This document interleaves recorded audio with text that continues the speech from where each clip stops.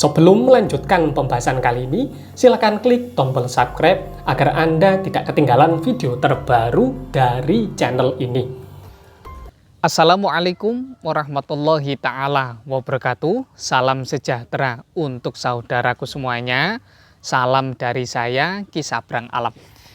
Di kesempatan kali ini saya akan melanjutkan pembahasan yang ada kaitannya dengan video saya sebelumnya.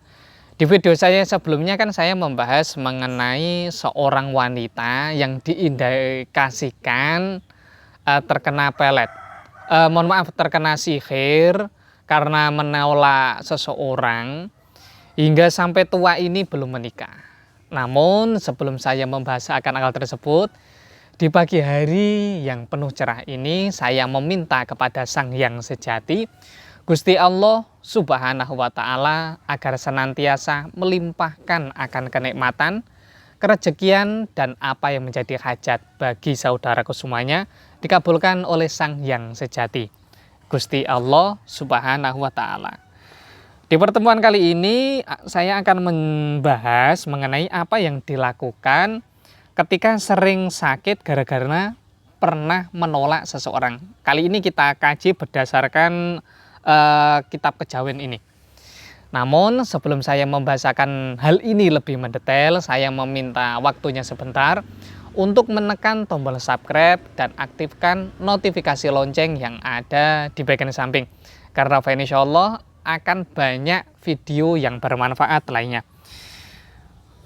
Di kitab ini dijelaskan bahwasanya yang pertama, dalam beberapa kisah memang banyak ulama yang mengisahkan bahwasanya banyak wanita ketika menolak seorang laki-laki dan laki-laki tersebut itu merasa sakit hati. Biasanya pengalaman orang-orang Jawa zaman dahulu, orang Jawa zaman dahulu ketika berjalan kan tidak memakai alas kaki, tidak memakai sendal. Lah, bekas dari injakan kaki tersebut diambil, kemudian bisa digunakan untuk lelaku santet. Kemudian dengan menggunakan rambut, ataupun dengan menggunakan kuku, ataupun dengan menggunakan nama dari wanitanya, nama ibu kandung beserta wetonnya. Karena weton itu bisa digunakan untuk mencari hari naas seseorang. Lah, dari kitab ini dijelaskan bahwasanya kekhawatiran ini ternyata dipikirkan oleh para guru sejati, dalam hal ini Mbah Sunan Kalijogo dan para wali lainnya. Makanya Mbah Sunan Kalijogo mengatur siasat bahwasanya seorang wanita itu tidak boleh mandi surup-surup. Duh, kenapa? Surup itu kira-kira sekitar waktu maghrib. Tujuannya karena jin fasik itu mulai keluarnya kan di waktu surup. Lah, waktu antara maghrib. Tujuannya ketika jin fasik masuk, kemudian tubuh seseorang itu sudah bersih, mau menghadap sama Gusti Allah, makanya sihirnya tidak bisa masuk.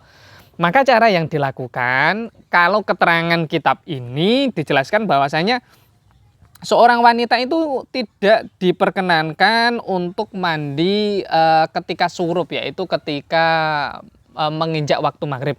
Jadi diusahakan sebelum ada adzan maghrib sekitar jam 4:30. Lah, ketika mandi tersebut memang diajarkan tata cara doa khususnya.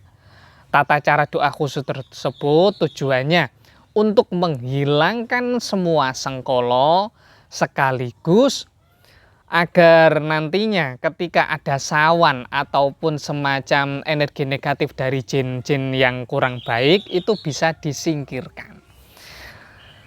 Kemudian cara menanggulangi selanjutnya bagaimana? Sihir tersebut biasanya masuk di waktu malam hari ketika seseorang tidur. Loh, kalau begitu agar tidak terkena sihir, jangan tidur malam hari ya Ki. Tidurnya siang hari. Loh, justru nanti kalau pola hidupnya dibuat semacam itu, malah akibatnya akan menjadikan fisik sakit.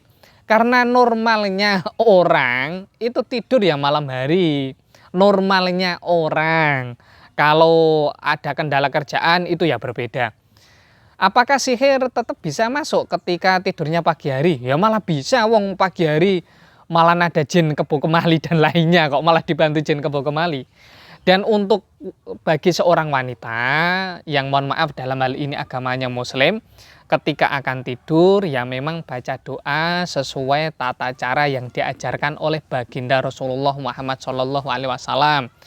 Kemudian baca surah Al-Falaq, surah Al-Falaq, surah An-Nas, surah Al-Ikhlas, kemudian dikunci sama ayat kursi. Lah kalau orang Jawa zaman dahulu sambil membaca doa ini, Nini among kaki among sing momong jiwa ragaku, aku turu jaganen jiwa ragaku, guru sejati jaganen awak ingsun. Kalau orang-orang Jawa zaman dahulu tata caranya dengan melakukan hal tersebut, dan monggo bagi jenengan yang ingin menjalankannya juga saya persilahkan. Namun dalam hal ini ketika sihirnya ngapunten nih, kok ternyata sihirnya sudah dalam kadar yang cukup tinggi, kemudian sudah masuk ke dalam saraf, ya memang butuh penanganan khusus.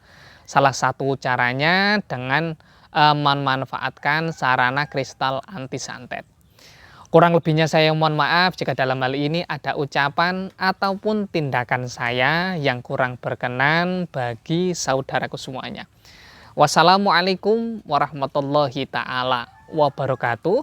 Salam sejahtera untuk saudaraku semuanya. Salam dari saya, Ki Sabrang Alam.